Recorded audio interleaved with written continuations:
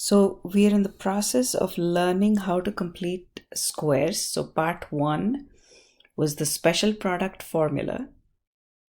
A plus or minus b the whole squared is a squared plus or minus 2ab plus b squared. We learned how to use the special product formula to expand an expression of the type x minus 4 the whole squared, for example.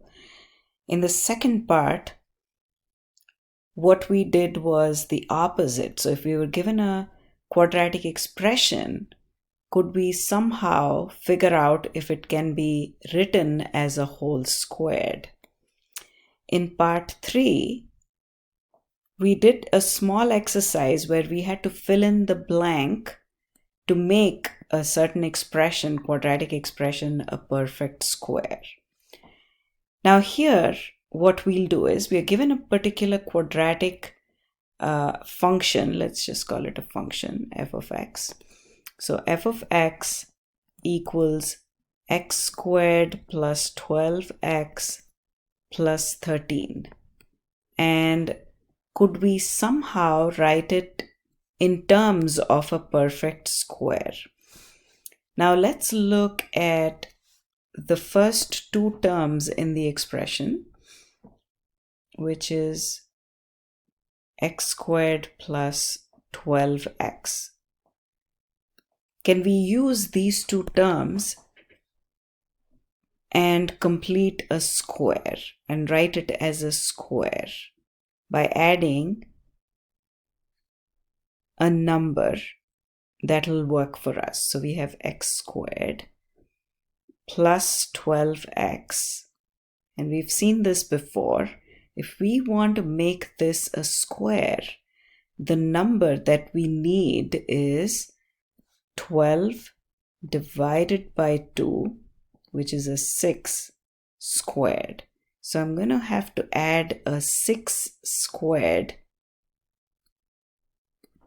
which is a 36, in order to make this a perfect square. However, we still have a 13, and also we cannot change the value of the function by just adding a 36, so then we would have to subtract a 36 as well. So adding a number and subtracting the same number amounts to adding a 0, which means there is no change in the expression. So now we have x squared plus 12x plus 6 squared. These three numbers together form a perfect square, which is x plus, the plus comes from the middle term, 6 the whole squared, minus 6 are 36 plus 13. Now when we simplify this, we get x plus 6 the whole squared minus 23. So what we've done is completed a square in the expression. Now let's look at another example. Suppose we have the function x squared minus 18x plus 7. Can we complete a square within this expression? So let's take the first two terms.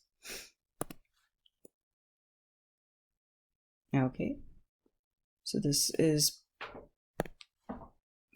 are the first two terms. So x squared minus 18x, and now we think about what do we need to add to this expression in order to make it a perfect square. We've seen this before.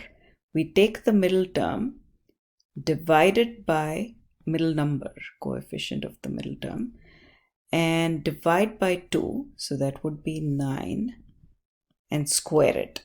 And if we add that number, these three terms would make a perfect square. But if we are given a function, we can't just add any number that we want and change the meaning of the function. So since we've added 9 squared, which is 81, we also subtract the exact same number. And of course, we still need to keep the plus 7. So what do we have now? The first 3 terms in this expression together form a perfect square, which is x minus, the minus comes from the sign of the middle term, 9 the whole squared. And of course, now we have to figure out what this is. Negative 81 plus 7. And that is x minus 9 the whole squared minus 74. Negative 81 plus 7 is negative 74. So we did figure out a square within this expression. Now suppose we have a function f of x equals x squared minus, let's say, 7x plus 9. Can we complete a square within this expression? So we look at the first 2 terms.